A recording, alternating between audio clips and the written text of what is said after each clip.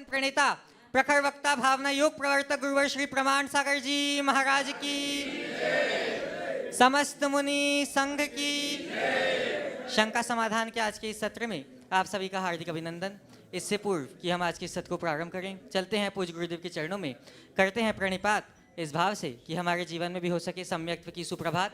सभी लोग हाथ जोड़ेंगे, मस्तक झुकाएंगे और मेरे साथ बोलेंगे, हे गुरुदेव नमोस्तु नमोस्तु नमोस्तु। बंधुओं, कुनकुरी के अल्पकालिक प्रवास में धर्म की वर्षा करते हुए पूज्य गुरुदेव ने आज विहार किया और आज का शंका समाधान कुनकुरी से 20 किलोमीटर आगे चेटवा ग्राम जशपुर जिला में हो रहा है और विहार दिशा बिलासपुर नगर की ओर है। आज के प्रथम प्रश्न के लिए मैं आवाज दे रहा हूं श्रीमती सपना जी काला कुनकुरी से, और आपकी बात तैयार रहेंगी श्रीमती अन्नू बड़जात्या। गुरुवर के चरणों में मेरा कोटि कोटि नमन। इच्छामी चुल्लक जी, वंदना भैया जी। गुरुवर, ऐसा कहा जाता है जब तक आप खुद से प्रेम नहीं करेंगे दूसरे से प्रेम नहीं कर सकते। तो गुरुदेव, खुद से प्रेम करने के संदर्भ में मेरा यह प्रश्न है कि क्या स्वार्थी हो जाना नहीं है? खुद से प्रेम करने का मतलब समझो। खुद से प्रेम करने का मतलब अपने से बाहरी व्यक्तित्व से प्रेम करना नहीं। जो बाहरी व्यक्तित्व से प्रेम करता है वो स्वार्थी होता है, और जो खुद से यानी अपनी आत्मा से प्रेम करता है वो सबसे प्रेम करता है। अपनी आत्मा को जानो, आत्मा को पहचानो। जब आत्मा को जानोगे, आत्मा को पहचानोगे, आत्मा से प्रेम करोगे, तो तुम्हें सबकी आत्मा अपने समान दिखने लगेगी, सबको प्रेम करने लगो। आया तुला पयाशु, सबको आत्मा के समान देखो। मनुष्य की सबसे बड़ी विडंबना ये है कि वो अपनी आत्मा को ही नहीं जानता। वो अपनी इस बाहरी छवि को, जो उसकी काल्पनिक छवि है, जिसे उसने यथार्थ छवि मानने का भ्रम पाल रखा है, उसे मानता और उससे ही प्रेम करता है। प्रेम नहीं, मोह है। शरीर से, संपत्ति से, अपने इस बाहरी स्वरूप से। जिस दिन जान लेंगे कि मैं असल में हूँ क्या, तो समझ में आएगा कि जिसे मैं अब तक अपना मानता रहा हूँ वो तो महज एक भ्रम है, सपना है। अब वो सपना टूट गया, चेतना जाग गई। और जब चेतना जागती है, आत्मबोध प्रकट होता है, तो जिसे आत्मबोध प्रकट होता है वही अपने आप को जान पाता है। नमस्ते श्रीमती अन्नू जी बड़जात्या, और आपकी बात तैयार रहेंगे श्रीमती प्रीति काला। ओम।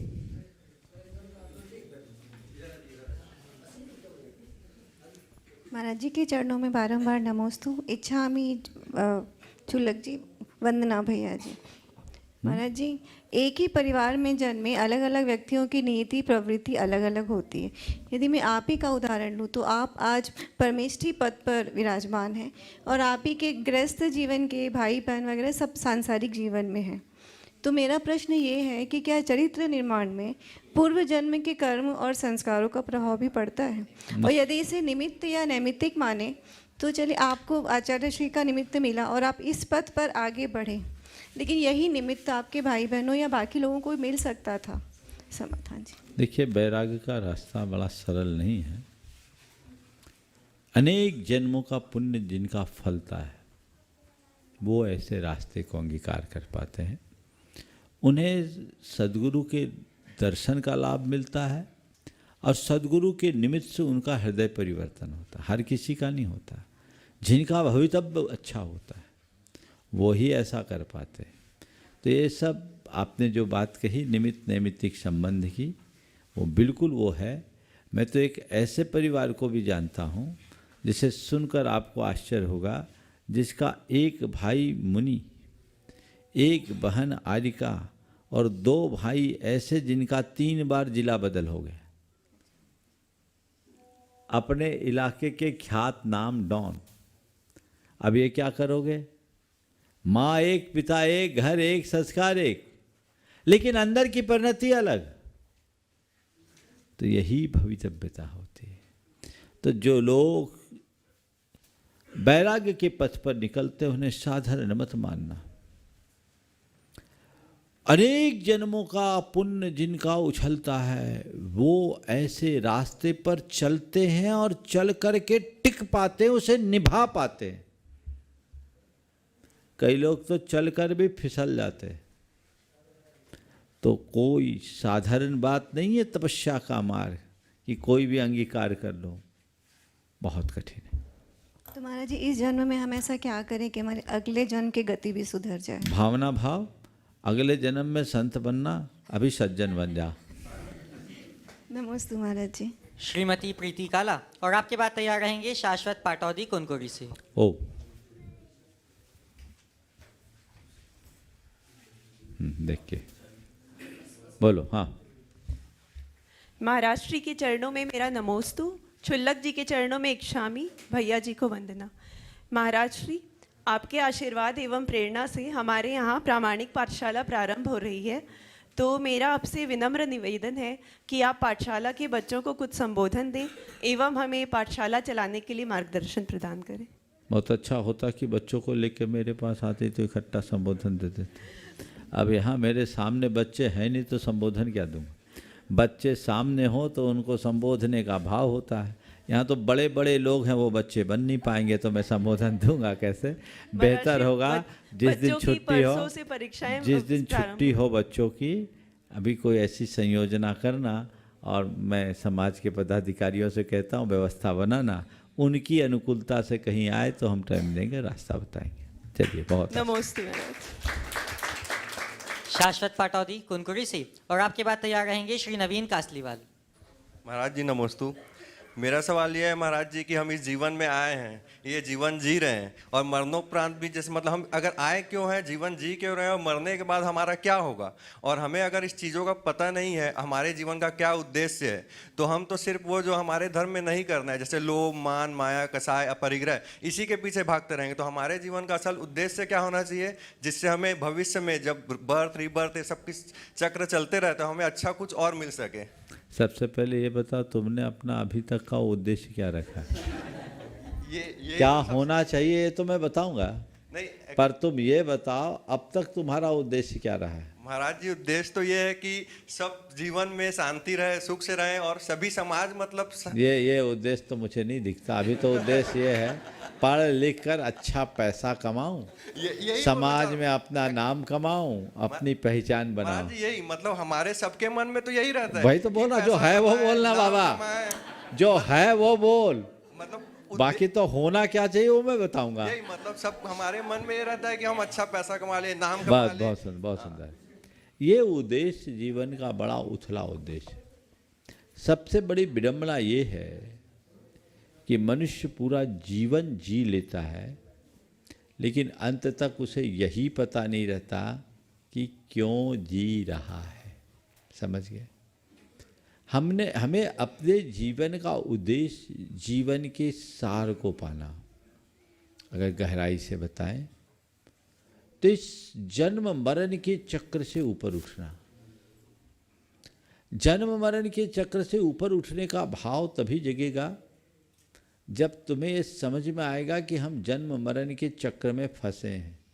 अभी तो पता नहीं किसी और के चक्कर में ना फंसे हों। ये जो संसार के चक्कर में है, गोरख धंधे में, ये चक्कर विचित्र है। असल चक्र क्या है? संसार चक्र, जिसमें हमने अनंत जन्म लिया, अनंत बार मरण किया, और जन्म मरण की ये अनंत श्रृंखला अनंत काल तक चलती रहेगी। इसे यदि भेदना है तो पहले जानो मैं हूं कौन, ये जानो, और जो मैं हूं मुझे उसे संवारना है। तो अपनी आत्मा को पहचानो और आत्मा को संवारने का उद्यम करो, पुरुषार्थ करो। तो आज तक मुझे समझ नहीं थी कि मैं कौन हूं, मेरा क्या है। आज मुझे सद्गुरु की कृपा से पता लगा है कि मैं एक चेतन आत्मा हूं, जो अपने मोह और अज्ञान के वशीभूत होकर जन्म जन्मांतरों से राग देश मोह में फंसकर जन्म और मरण के चक्र में फंसा हूं। अब मुझे इसे भेदना है, और भेदने का रास्ता क्या है? मोक्ष मार्ग में आगे बढ़ना। मोक्ष मार्ग में आगे बढ़ना, धर्म के वास्तविक स्वरूप को जानकर उसे आत्मसात कर आगे बढ़ना। ये केवल नरभव में हो सकता है, अन्यत्र नहीं। ये बात अपने हृदय में बिठाओ। तड़फन होनी चाहिए तुम्हारे मन में कि संसार में हम फंसे हुए हैं। अभी तो कहते हो फंसे हुए हो, वो भी हम लोगों की बात सुनकर। अभी तो रमे हुए फंसे कोई नहीं हो। जिस दिन तुम्हें ये एहसास होने लगेगा कि मैं फंसा हुआ हूँ, उसी दिन छुटकारा के लिए तड़फने लगोगे। जिसको संसार में ही रस आता है वह केवल सांसारिकता की बात करेगा, लेकिन जो परमार्थ का रसिक होता है, जिसे अपनी आत्मा का स्वाद लग जाता है, वो केवल अपनी आत्मा को संवारने में लगता है। तो लगो अपने जीवन के कल्याण के लिए, तय करो कि मुझे क्या करना है और उस तरफ रखो। मैं समझता हूँ अभी तुम्हारी लाइन भी क्लियर होगी। चलो ठीक है। नवीन जी उपस्थित होंगे और आपकी बात तैयार रहेंगी। संगीता रागा कुनकुरी से। महाराज श्री के चरणों में बारंबार नमोस्तु। इच्छामी चुलक जी, वंदना भैया जी। ये प्रश्न महाराज श्री राउरकेला से अशोक जी रारा ने किया है। हमारे मन में अच्छे और बुरे विचार दोनों आते हैं, ये कहाँ से आते हैं और इनका सामना हम कैसे करें? विचारों में बहकर हम गलत के शिकार हो जाते हैं। हम स्वयं को इन विचारों से कैसे बचाएं और सच्चाई के मार्ग पर कैसे चलें? देखिए, हमारे मन में जो विचार आते हैं वो कहाँ से आते हैं? विचार हमारे में चित्त में जमे हुए संस्कारों का प्रकट रूप है। संस्कार कहाँ से आते हैं? हम जैसी भावना भाते हैं, यानी चीज़ों को जिस दृष्टि से देखते हैं, सुनते हैं, महसूस करते हैं, वैसे संस्कार हमारी चेतना में जमते हैं। चेतना में यही जमे हुए संस्कार से हमारे विचार बनते हैं। समझ गए? और ये विचार फिर हमारी प्रवृत्ति में आती है और प्रवृत्ति से हमारा चरित्र बनता है। तो अच्छे बुरे विचार का आधार अच्छे बुरे संस्कार है। अपने चेतना में जमे संस्कारों को बदलने के लिए हमारा पुरुषार्थ है कि हम अच्छी भावनाएं भाएं। चीज़ों को यदि हम सही दृष्टि से देखने लगे, चीज़ों के विषय में हम सही नज़रिया रखने लगे, हर बात को उसी ढंग से महसूस करने लगे, वैसी भावना भाने लगे, तो हमारे संस्कार अपने आप बदलेंगे। विज्ञान की भाषा में कहें कि हम जैसी प्रवृत्ति कहते हैं वैसे संस्कार हमारे अवचेतन मन में आ जाते हैं, और अवचेतन मन में जैसे संस्कार होते हैं वही संस्कार हमारे प्रकट चेतन मन के माध्यम से होते हैं। वैसी हमारी विचारधारा बनती है, और जैसी विचारधारा बनती है वैसा हमारा चरित्र बनता है। जैसी चरित्र बनते हैं, चरित्र होता है, वैसी हमारी प्रवृत्ति, जैसा वैसी हमारी प्रवृत्ति होती है, और जैसी प्रवृत्ति होती है वैसा हमारा चरित्र होता है। तो भाव को सुधारिए, अच्छी भावना भाविए। भावना योग इसका सशक्त माध्यम है। हजारों लोगों ने इसका प्रयोग किया, लाखों ने, उनके जीवन में बदलाव है। तो नियमित भावना योग कीजिए। जो आप पाना चाहते हैं, जैसा आप होना चाहते हैं, उसकी भावना भाइये। हर पल वैसा महसूस कीजिए, क्योंकि कहते हैं यद भाव्यते तद भवति। आप जैसी भावना भाएंगे वैसा। संगीता जी अपना प्रश्न प्रस्तुत करेंगे और आपकी बात तैयार रहेंगे। शाश्वत जैन, सौरभ कुंभो, बगीचा से। बोलिए। ओ नमोस्तु महाराज जी, नमोस्तु। इच्छा भी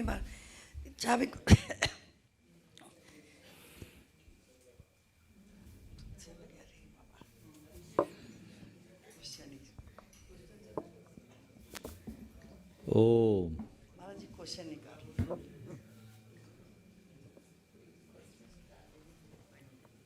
जिनवाड़ी सच्चे गुरु और भगवान की देशना में बताया जाता है संसार में सुख नहीं है। ये विश्वास क्यों नहीं होता? जगत में सुख की मिथ्या भ्रांति होती है। जगत के सुख की मिथ्या भ्रांति मिटाने का क्या उपाय महाराज जी? एक बार का किस्सा है। दो चींटियां थी,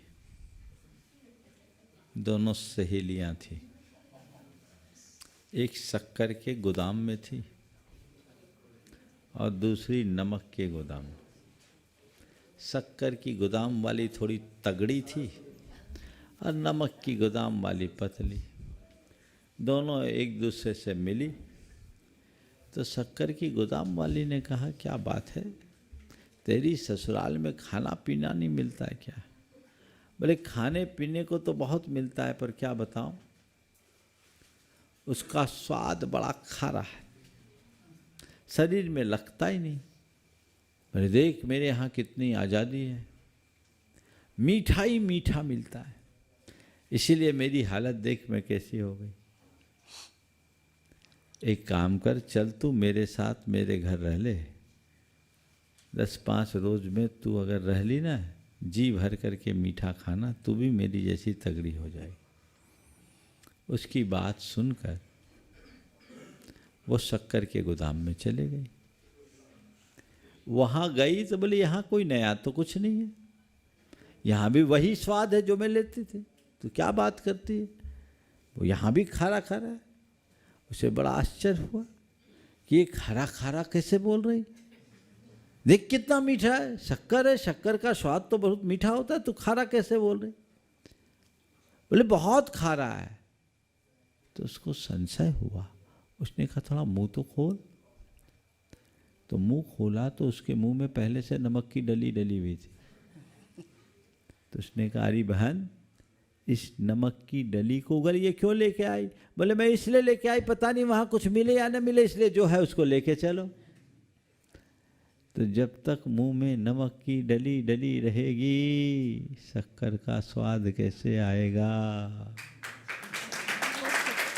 समझ में आ गया? डली उगलिए, फिर देखिए क्या आनंद आता है। समझ गए? नमोस्तु महाराज जी। शाश्वत जी बगीचा से, और आपके बाद तैयार रहेंगे श्री गजेंद्र जी पाटनी कुनकुरी से, गुणायतन ट्रस्टी। दे बोलो बोलो बोलो, खड़े हो जाओ बेटा।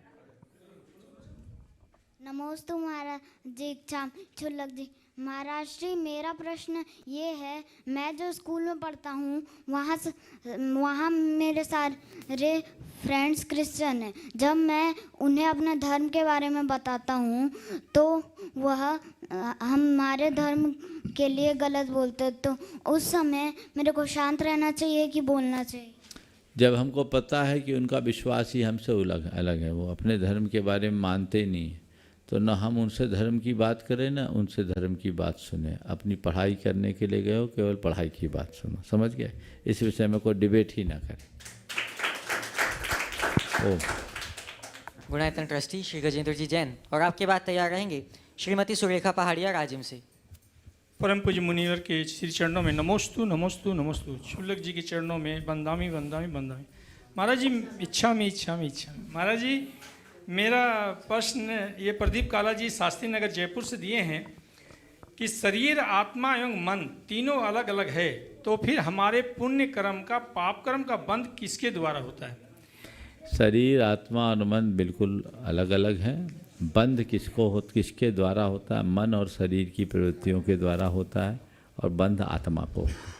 मुनिश्री, एक सूचना और आई है कि आपके परम भक्तों में से एक मुनि भक्त आदरणीय मानिक चंद जी जैन मंगलम कार्ड्स वाले जबलपुर का आकस्मिक देहावसान हो गया है। मुनिश्री, उनके परिवार शोकाकुल है। मैं चाहता हूँ मुनिश्री, आप उसके परिवार को संबल और आशीर्वाद दें, शक्ति प्रदान करें, ताकि उन्हें शक्ति सहने की क्षमता। देखिए, आपने जिनकी बात की, मनीष मंगलम का परिवार, जबलपुर का बहुत अच्छे से जुड़ा हुआ परिवार, हर कार्यों में अपनी पूरी सहभागिता देने वाले। उनके पिताजी भी बहुत ही अच्छे व्यक्ति, धार्मिक व्यक्ति थे। अब समय काल के ऊपर तो किसी का नियंत्रण है नहीं, एक दिन तो सबको जाना है। हमने तो बचपन से ये सुना है, राजा राणा छत्रपति हाथिन के सवार, मरना सबको एक दिन, अपने अपनी बात। मैं उनसे यही कहूँगा कि उनकी बारी आ गई, वो चले गए। ऐसी घटनाओं को शोक का निमित्त बनाने की जगह वैराग्य का निमित्त बनाना चाहिए, और सोचना चाहिए उनकी आयु पूरी हुई, हमारी आयु कब पूरी हो कोई नहीं जानता। इसलिए हम जब तक जिए, अच्छे से जिए, अपने जीवन को बेहतर और सुंदर बनाएं।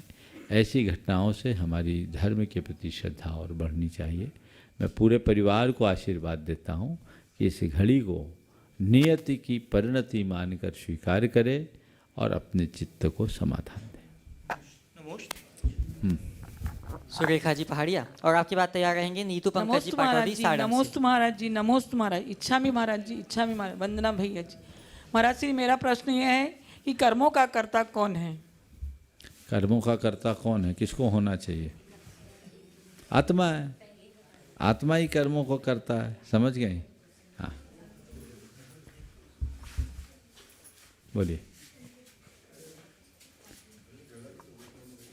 ओह, नीतू पंकज जी पाटौदी साड़म से। और आपके बाद तैयार रहेंगे संस्कार जी बनगांव से। महाराज जी मेरी और मेरी देवरानी की तरफ से आपको बारंबार नमोस्तु नमोस्तु नमोस्तु। इच्छामि चुल्लक जी, वंदना भैया जी। महाराज जी, जन्म मरण तो हर व्यक्ति के साथ जुड़ा रहता है, लेकिन कोई व्यक्ति होते हैं जिनका जन्म दिवस जन्म उत्सव की तरह बनता है, जन्म जयंती कहलाता है। हम अपने जीवन को कैसे जिएं कि हमारा जीवन भी हमारा जन्म दिवस भी जन्म जयंती बने? जिनकी हम जन्म जयंती या जन्म कहलाने को मनाते हैं ना, उन सबके जीवन चरित्र को देखो। उनने अपने जन्मदिन के दिन दीक्षा लिया है। हमारे 24 तीर्थंकरों की दीक्षा तिथि उनकी जन्म तिथि है। समझ गए? तो लगभग सबको एक आध अपवाद है, एक अपवाद है शायद। तो ये है, तो अपने जन्म को सार्थक लेना है, करना है, तो यही सोचो कि वैराग्य मुझे लेना है, दीक्षा लेना है। तो आज तो हमने जन्म लिया, दीक्षा लेंगे तो जन्म सार्थक होगा, और जिसका जन्म सार्थक होता है वही जन्म कल्याण को प्राप्त कर पाता है। नमोस्तु महाराज जी। संस्कार जी अपना प्रश्न प्रस्तुत करें और आपकी बात तैयार रहेंगी बेला पाटनी। नमोस्तु गुरुदेव, चुल्लक जी के चरणों में इच्छामि। महाराज जी, ये प्रश्न सुखमय जी का है। वो पूछ रहे हैं कि मन की शुद्धि और तन की शुद्धि दोनों जरूरी है, पर गुरुदेव गृहस्थों में मन की शुद्धि कम हो पाती है, तो शुद्धि बढ़ाने के लिए क्या करें? देखो, तन की शुद्धि रखो पहले तो, और मन की शुद्धि रखने के लिए हमेशा अशुभ आलम्बनों से बचो, शुभ आलम्बनों का आश्रय लो। हम जितना शुभ आलम्बनों का आश्रय लेंगे, हमारी मन की शुद्धि उतनी ही तत्परता से। बेला जी और आपकी बात तैयार रहेंगे सौरभ काला।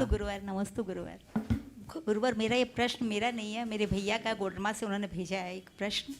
उनका कहना है कि गति 4 होती है, लेकिन सभी गतियों का दुख है।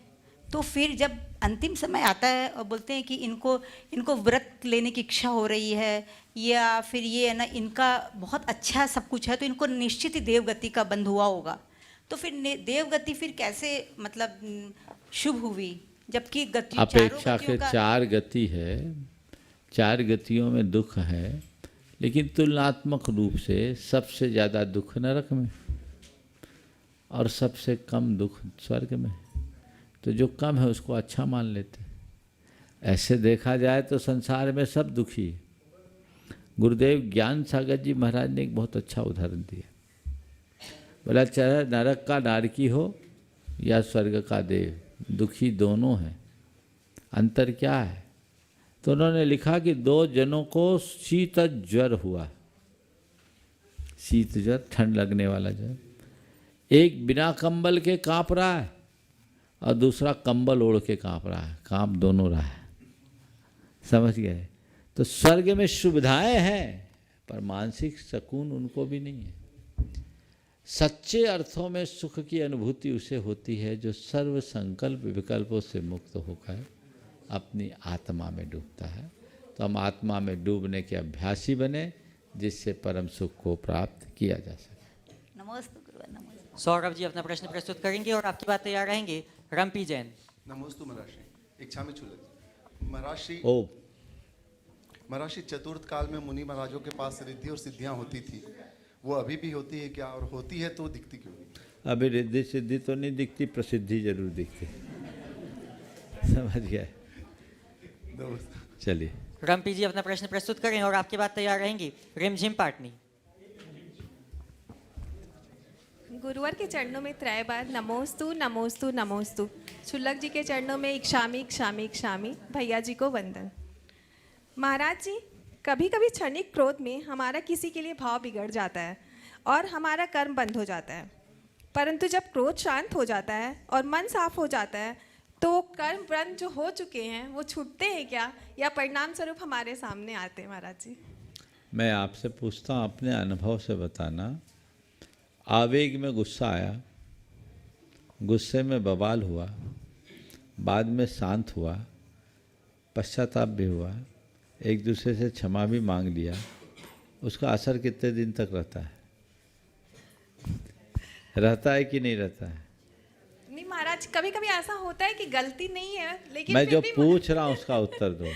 मैं ये नहीं कह रहा हूँ कि गलती पे ही गुस्सा आता है, सामने वाले की गलती पे गुस्सा आता है, लेकिन गुस्सा आना कभी अच्छा है क्या? नहीं है महाराज। तो गुस्सा आया, आपने प्रतिक्रिया दी, आपके संबंध बिगड़े, बाद में दोनों ने रियलाइज कर लिया, लेकिन इसके बाद भी जो लाइन खींचती वो खींची रहती कि नहीं? जी महाराज।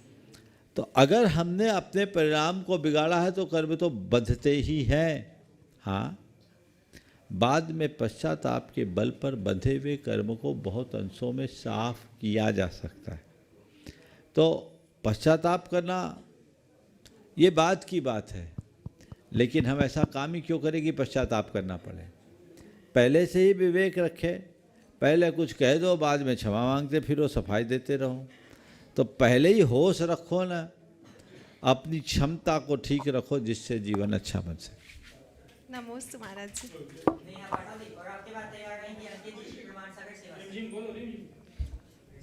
मुनिश्री के चरणों में मेरा बारंबार नमोस्तु नमोस्तु नमोस्तु। महाराष्ट्री, मेरा प्रश्न यह है कि संभव शरण में 12 सभाएं लगती हैं, तो भावनवासी और व्यंतरवासी तो मिथ्या दृष्टि के होते हैं, तो फिर वो संभव शरण तक कैसे पहुंच जाते हैं? भवनवासी, व्यंतरवासी अथवा ज्योतिषी, ये सब मिथ्या दृष्टि नहीं होते। ध्यान से सुनो, मिथ्या दृष्टि इनमें उत्पन्न होते हैं। वहाँ जाकर ये सम्यक दृष्टि हो सकते हैं, हो जाते हैं। तो भगवान के समोसरण की 12 सभाओं में जितने देवता लोग जाते हैं ना, सब नहीं जाते। सब 7 भूमियों में रमे रहते हैं। जो उनमें सम्यक दृष्टि होते वो श्रीमंडप भूमि में जाते, छठे छटाए जाते। जिनकी बुद्धि उल्टी होती वो बाहर ही घूमते रहते हैं, उनको भगवान के दर्शन का सौभाग्य नहीं होता। जब तक भवितव्य अच्छा नहीं हो तब तक अच्छे निमित्त का लाभ नहीं मिलता। नमोस्तु। हो गया।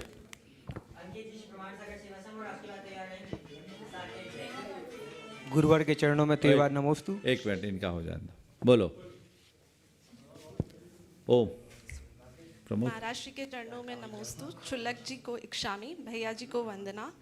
महाराष्ट्री, सनातन धर्म में आज बसंत पंचमी तिथि का विशेष महत्व है। आज कई स्कूलों में, पाठशालाओं में सरस्वती देवी की पूजा की जाती है, किताबों शास्त्रों की पूजा की जाती है। तो क्या हमारे जैन धर्म में भी आज के दिन का कोई विशेष महत्व है, और क्या हमें भी अपने जैन पाठशालाओं में इस प्रकार का संयोजन करना चाहिए? देखिए, बसंत पंचमी अगर देखा जाए तो प्राकृतिक दृष्टि से एक अच्छी तिथि है। इस समय प्रकृति अपने रम्य रूप में रहती है और बसंतोत्सव मनाने की परंपरा पुरातन काल से रही है। राजा महाराजा इन दिनों आनंद उत्सव मनाते थे और भगवान की पूजा भक्ति के लिए भी जाते थे। बसंत पंचमी के दिन आचार्य कुंदकुंद का जन्म हुआ, ऐसा कहा जाता है। इसलिए अगर देखा जाए तो प्रकृति की दृष्टि से बसंत पंचमी तिथि का अपना महत्व है।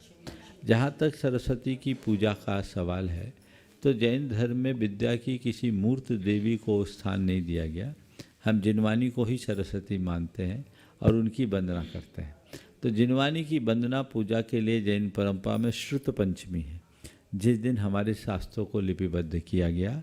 हम लोग उस तिथि में शास्त्र की विशेष रूप से पूजा करते हैं। बाकी देव, शास्त्र और गुरु की तो रोज़ पूजा होती। यानी ऐसा देखा जाए तो सरस्वती की पूजा एक दिन नहीं, साल भर मनती।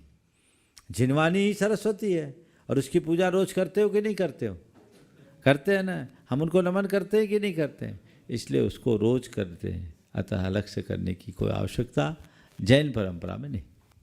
अंकित जी, श्री प्रमाण सागर सेवा संघ और आपकी बात तैयार रहेंगे। सब इकट्ठे आ जाओ, इकट्ठे आ जाओ, आगे आ जाओ। गुरुवर के चरणों में 3 बार नमोस्तु। गुरुवर, पीयूष आ जाओ। राम और सबरी के संवाद में भक्ति के 2 भाव आते हैं, बानरी भाव और माजरी भाव। इसमें मार्जारी भाव। हाँ, मार्जारी भाव। तो इसमें भक्त को किस भाव से भक्ति करनी चाहिए अपने प्रभु? देखो, बानरी भाव और मार्जारी भाव, पहले ये बताओ पढ़ा कहाँ तुमने? जी, क्वेश्चन कहीं किसी ने भेजा है? हाँ, समझ में आ गया। देखो हाँ मंगू भैया का। हाँ समझ में आ गया ना, प्रश्न कहाँ से आया मुझे पता लग जाता है। अब सुनो, बहुत अच्छा सवाल है। भक्ति के दो रूप हैं, एक शरणम प्रपद्ये और दूसरी शरणागति। शरणम प्रपद्ये मतलब जैसे एक बंदर होता है ना, बंदर अपनी माँ को पकड़ लेता है, जहां तुम जाओगे वहीं हम जाएंगे। इतनी जोर से पकड़ता है कि वो बंदरिया बड़ी बड़ी छलांग भी लगाए तो छूटते नहीं, होता है। तो ये शरणम प्रपद्ये है, पकड़ दिया, इसको बोलते हैं बानरी भाव। दूसरी है शरणागति, वो है मार्जारी भाव। बिल्ली का जो बच्चा होता है उसको उठाती है, जहाँ रख दी वहाँ रह जाता है, उठा ली से उठा लेते। जहाँ ले चलोगे वहीं मैं रहूँगा, चलूँगा, जहाँ रख दोगे नाथ वहीं मैं रहूँगा। ये है मार्जारी भाव। मार्जार यानी बिल्ली। तो शरणागति और शरणम प्रपद्ये, शरणागति यानी बिल्ली के शावक की तरह जियो, और या तो बंदर की तरह हो जाओ, पर लफंदर मत बनो। या तो बंदर हो या मार्जार भाव हो, भक्ति तब जगेगी। ये भक्ति का एक रूप। चलिए, नमस्ते गुरुदेव। हाँ, श्रेष्ठ दोनों हैं, कोई भी अपना लो, करो तो चलो। साकेत जी अपना प्रश्न प्रस्तुत करेंगे। हाँ?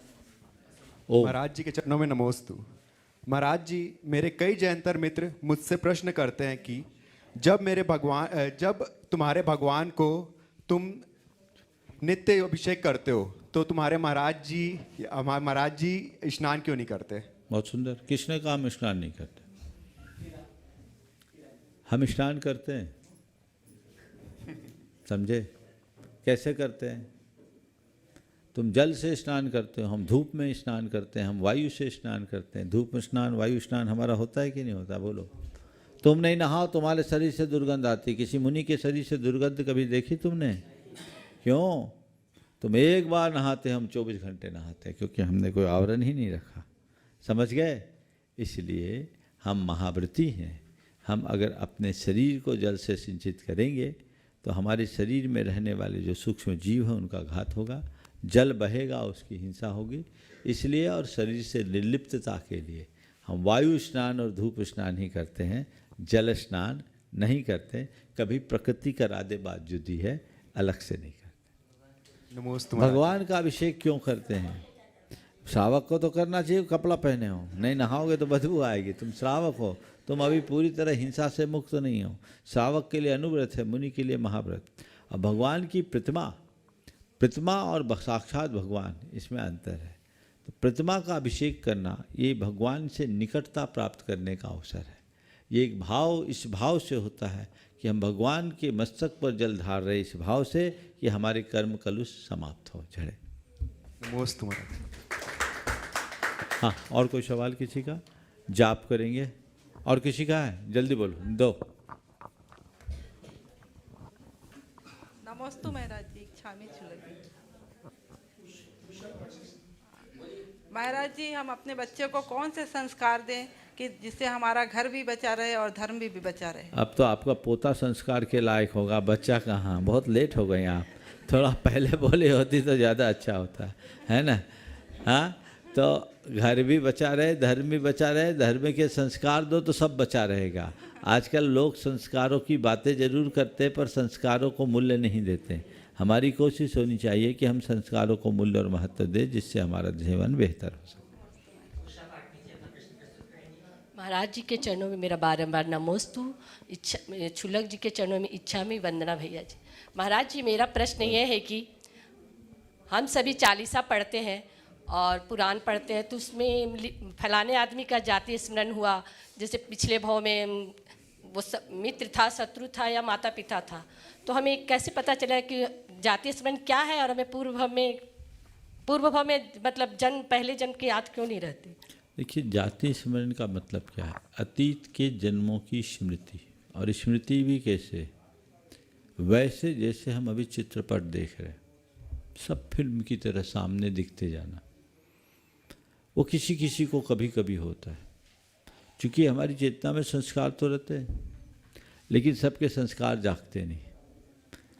तो अलग अलग है। जैसे सॉफ्टवेयर अलग हार्डवेयर में काम नहीं करता, हर हार्डवेयर के साथ अलग अलग सॉफ्टवेयर काम करता है। तो ये हमारा जो ज्ञान है वो हमारा सॉफ्टवेयर है, और शरीर है वो जो हार्डवेयर है। तो शरीर नष्ट हो जाता है, अगले जन्म में जाते हैं तो सिस्टम बिल्कुल अलग हो जाता है। लेकिन किसी किसी के साथ ऐसा होता है, कभी क्वचित कदाचित, पूरे जीवन नहीं, वो चीज़ें याद हो जाती और उसकी स्मृति होने से ऐसा बन जाता है। इसलिए कह देते हैं कि हमें जाति स्मरण हुआ है। अब ये किसी को भी हो सकता, आज भी हो सकता है। आपने पूछा हम हर किसी को क्यों नहीं होता, मैं आपसे दूसरा सवाल करता हूँ, इस जन्म की सब बातें याद है क्या? तो जो याद नहीं वो हुआ नहीं क्या? हुआ है ना? याद नहीं है, हुआ है। इसी तरह इससे पहले जन्म का भी हुआ होगा, याद नहीं है। किसी किसी की मेमोरी स्ट्रांग होती है, उसको इस जन्म की बहुत सारी बातें याद है। होश संभालने के बाद की कुछ बातें याद होती, होश संभालने से पहले की तो कुछ याद ही नहीं है क्या? तो ये हमारी चेतना की दशा है। क्वचित कदाचित किसी के साथ ऐसा होता है और वो जाग जाते हैं। आगे परम पूज्य गुरुदेव के स्वास्थ्य लाभ की मंगल भावना से उनके स्वास्थ्य की स्थिति अभी पूर्ववत स्थिर बनी हुई है। हम भावना भाई वे शीघ्र पूर्णतः स्वस्थ हों और उनके उस परम स्वास्थ्य की भावना से हम जाप करेंगे और उसके बाद समय के अनुसार ऑनलाइन प्रश्न होंगे। जाप करिए। ओम ह्रीं अर्हंसि पार्श्वना जिनेन्द्राय नमो नमः। ओम ह्रीं अर्हंसि पार्श्वना जिनेन्द्राय नमो नमः। ओम ह्रीं अर्हंसि पार्श्वना जिनेन्द्राय नमो नमः।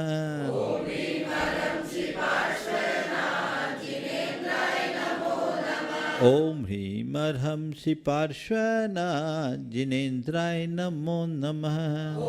जिनेन्द्राय नमो नमः।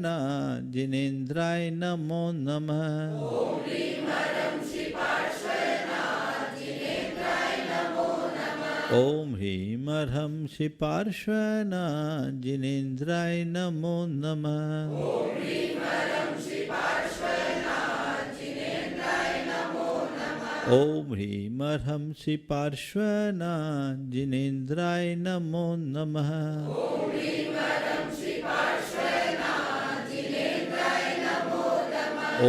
अर्हंसि पार्श्वना जिनेन्द्राय नमो नमः।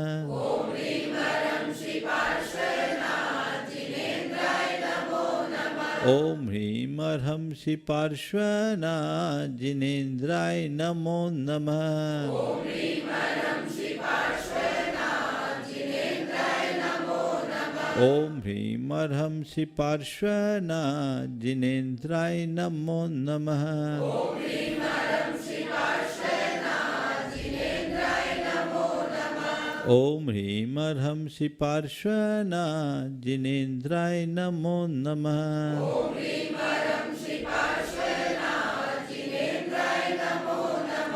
ओम ह्रीं अर्हंसि पार्श्वना जिनेन्द्राय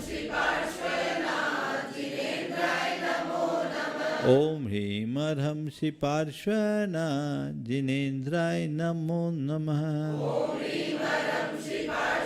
ओम ह्रीं अर्हंसि पार्श्वना जिनेन्द्राय नमो नमः। ओम ह्रीं अर्हंसि पार्श्वना जिनेन्द्राय नमो नमः। ओम ह्रीं अर्हंसि पार्श्वना जिनेन्द्राय नमो नमः।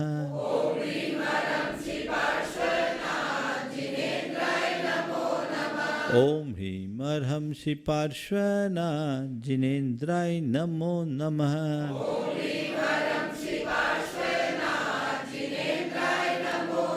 ओम ह्रीम अर्हंसि पार्श्वना जिनेन्द्राय नमो नमः।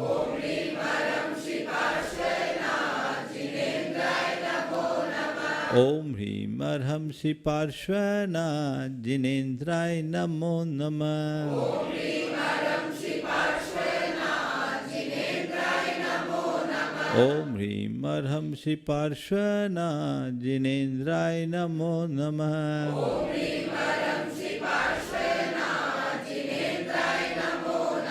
ओम ह्रीम अर्हंसि पार्श्वना जिनेन्द्राय नमो नमः।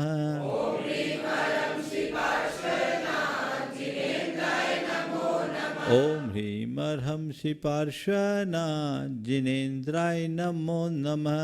ओम ह्रीम अर्हंसि पार्श्वना जिनेन्द्राय नमो नमः। ओम ह्रीम अर्हंसि पार्श्वना जिनेन्द्राय नमो नमः। ओम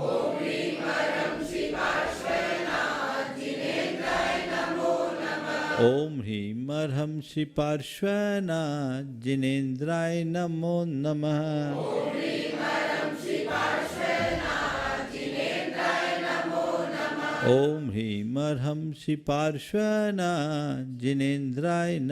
नमः। ओम ह्रीम अर्हंसि पार्श्वना जिनेन्द्राय नमो नमः।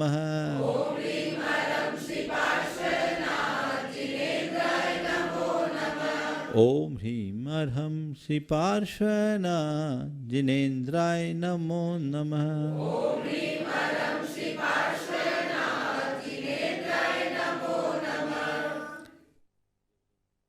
पार्श्वनाथ भगवान की परम पूज्य आचार्य गुरुवर श्री विद्यासागर जी महाराज को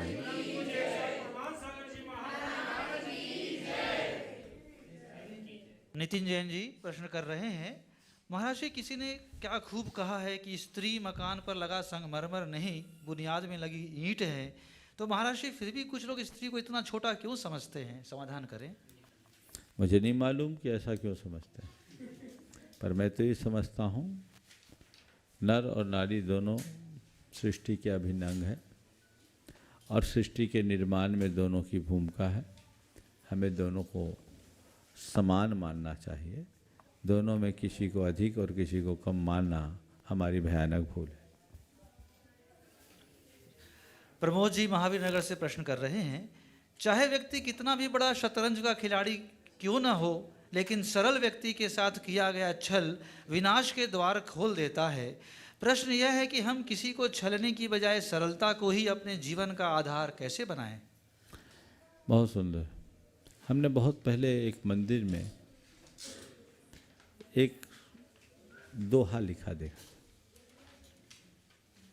दगा किसी का सगा नहीं, यदि नहीं समझो तो कर देखो, जिसने अब तक दगा किया जाकर उसका घर देखो। दगा किसी का सगा नहीं, यदि नहीं समझो तो कर देखो, और जिसने पर से दगा किया जाकर उसका घर देखो। तो बात बिल्कुल सही है, सरलता का महत्व समझना है तो कुटिलता के परिणाम को सामने रखकर चले, सरलता अपने आप प्रकट हो जाएगी। ओ चलिए।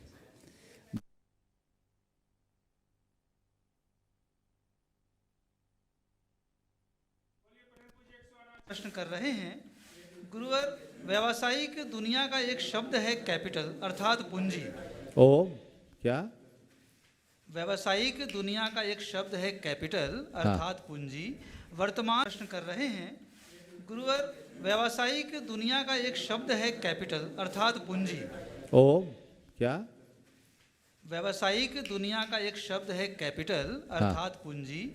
वर्तमान भौतिकता की चकाचौंध में 3 प्रकार की कैपिटल पूंजी होती है, जिसमें पहला है मोरल कैपिटल अर्थात चरित्र पूंजी, दूसरा है सोशल कैपिटल अर्थात सामाजिक सद्भाव पूंजी, तीसरा है फैमिली कैपिटल अर्थात परिवार पूंजी। गुरुवर, हम इन तीनों पूंजियों पर आत्मनियंत्रण कैसे प्राप्त करें? बहुत अच्छी बात है। लोग कैपिटल बढ़ाने की बात करते हैं तो लोग प्रायः इकोनॉमिक दृष्टि से ही देखते हैं, लेकिन बहुत अच्छी बात कही मोरल, सोशल और फैमिली, इन्हें हमें बहुत अच्छे से अपनाना चाहिए। और ये तब समझ में आएगी जब हम मूल्य परक दृष्टि रखेंगे। हमारी निष्ठा जब तक मूल्यों पर केंद्रित नहीं होती तब तक हम इन चीज़ों को बल ही नहीं देते। आज प्रायः लोगों की दृष्टि में पैसे के अलावा बाकी चीज़ें मूल्यहीन होते जा रही और इसी कारण मूल्यहीनता का संकट प्रकट हो रहा है। मनुष्य को ये बात जानना चाहिए, पैसा जीवन में बहुत कुछ है पर सब कुछ नहीं है। पैसे की एक सीमा है और इस सीमा को जो पहचानते हैं वे ही अपने जीवन को बेहतर बना सकते हैं। आयुषी जैन राजकोट से प्रश्न कर रही हैं, महाराज जी क्या मंदिर से ब्याज में पैसा लेना उचित है? कुछ लोग मंदिर से कम ब्याज पे पैसे लेकर दूसरों को ज़्यादा ब्याज पे पैसे देते हैं, तो क्या ऐसा करना उचित है? वो भगवान को चूना लगाते हैं और ऐसा करना बिल्कुल उचित नहीं है। मंदिर का पैसा निर्माल है, देव द्रव्य है। देव द्रव्य से लाभ कमाना कई जन्मों में भिखारी बनना है। ऐसा पाप का कार्य नहीं करना चाहिए। कदाचित आपने उस देव द्रव्य को लिया, दूसरों को दिया, पैसा डूब गया, आप किसी कारण से डूब गए तो आप बहुत बड़े कर्जदार होंगे और भव में दुखों के पात्र होंगे। इसलिए ऐसा कर्म भूल करके भी नहीं करना चाहिए। मंदिर आदि के पैसे का नियोजन ऐसी ही जगह करनी चाहिए जहां बिल्कुल सुरक्षित निवेश हो, और इस तरह से मंदिर के रुपए लेकर अल्प ब्याज में लेना और अधिक ब्याज में देना, ऐसी व्यावसायिकता तो महान पाप है। गौरव जैन भरतपुर से प्रश्न कर रहे हैं, महाराज जी क्या जैन लोग अपने शुभ काम भगवान के कोई भी कल्याणक पर कर सकते हैं क्या, या कोई अन्य मुहूर्त देखें? देखो, मुहूर्त की बात जो है, मनोबल से मुहूर्त बड़ा कोई मुहूर्त नहीं होता। जब तुम्हारा मनोबल है काम कर लो। हालांकि मुहूर्त शास्त्रों में ऐसा कहा है कि तीर्थंकरों के कल्याणक की तिथि में मुहूर्त देखने की ज़रूरत नहीं है। मैं समझता हूँ ये भी हमारे मनोबल को बढ़ाने की एक प्रेरणा है।